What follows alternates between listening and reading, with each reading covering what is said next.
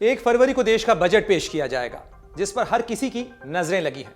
हर कोई यह सोच रहा है कि इस बार वित्त मंत्री निर्मला सीतारमण बजट में किसके लिए क्या खास लाने वाली है। बजट से पहले इस बात की भी चर्चा तेज हो गई है, वित्त मंत्री निर्मला सीतारमण अपने बजट भाषण में अगले वित्तीय वर्ष से लेबर कोड्स को चरणबद्ध तरीके से पेश कर सकती है। सरकारी सूत्रों के हवाले से आई मीडिया रिपोर्ट्स में कहा गया है कि लेबर कोड्स को 3 चरणों में लागू करने के विकल्पों पर विचार किया जा रहा है। मीडिया रिपोर्ट्स ये भी बताती हैं कि पहले चरण में 500 से अधिक कर्मचारियों वाली बड़ी कंपनियों को इस कानून का पालन करना पड़ सकता है।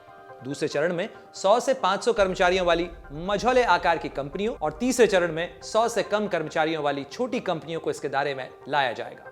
इस रणनीति से छोटे व्यवसायी जो भारत के कारोबारी ढांचे का 85% से ज्यादा हिस्सा हैं, उनको इन कोड्स का पालन करने के लिए 2 साल का वक्त मिलेगा। आपको बता दें कि श्रम मंत्रालय फिलहाल पश्चिम बंगाल और दिल्ली प्रशासन के साथ ड्राफ्ट रेगुलेशंस को लेकर अंतिम रूप देने के लिए बातचीत कर रहा है।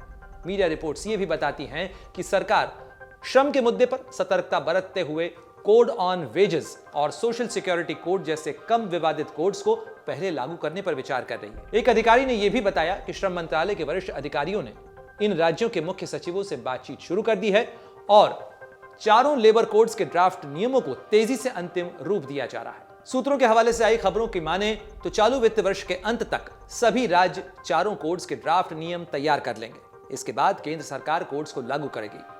व्यवसायों के संचालन को अधिक प्रभावी और सामाजिक सुरक्षा को मजबूत करने के लिए प्रशासन ने 29 केंद्रीय श्रम कानूनों को 4 लेबर कोड्स में मजबूत किया है। यहां गौर करने वाली बात यह भी है कि कर्मचारियों के काम के घंटे बढ़ाए जा सकते हैं।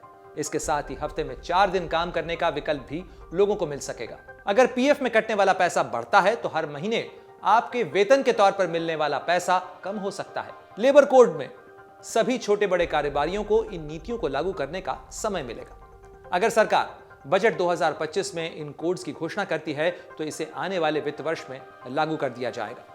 इन कोड के जरिए कारोबारियों और कंपनियों को न सिर्फ आसानी होगी बल्कि कर्मचारियों को बेहतर सामाजिक सुरक्षा भी मिलने की उम्मीद होगी। लेबर कोड के नए नियमों और योजना के तहत छोटे कारोबारियों को इन नियमों को लागू करने में करीब 2 साल का वक्त लगेगा।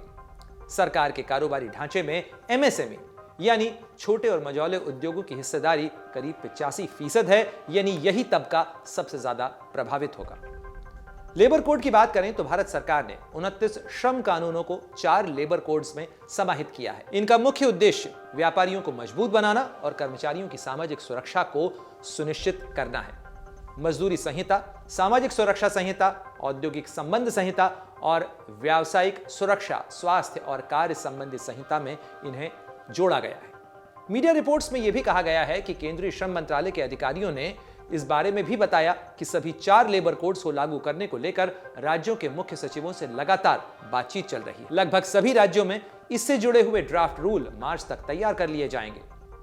आपको यह भी बता दें कि श्रम कानूनों में सुधार लाने के लिए साल 2019 में ही संसद ने वेज कोड के अलावा industrial relation, social security, occupational safety, health and working condition से जुड़े 3 लेबर कानून पास किए थे।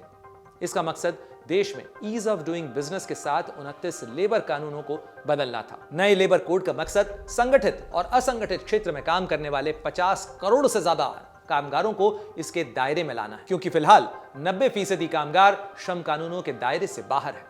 इस कानून का मकसद वेज सिक्योरिटी यानी आय की सुरक्षा सुनिश्चित करना है। साथ ही सोशल सिक्योरिटी, हेल्थ सिक्योरिटी के साथ ही लैंगिक आधार पर वेतन में भेदभाव न हो, साथ ही न्यूनतम वेतन मिले और साथ ही एक राज्य से दूसरे राज्य में काम के सिलसिले में जाने वाले श्रमिकों के जीवन को सरल बनाया जा सके। अमर उजाला जीवांजलि के सारथी की मदद लें और महाकुंभ में स्नान जरूर करें।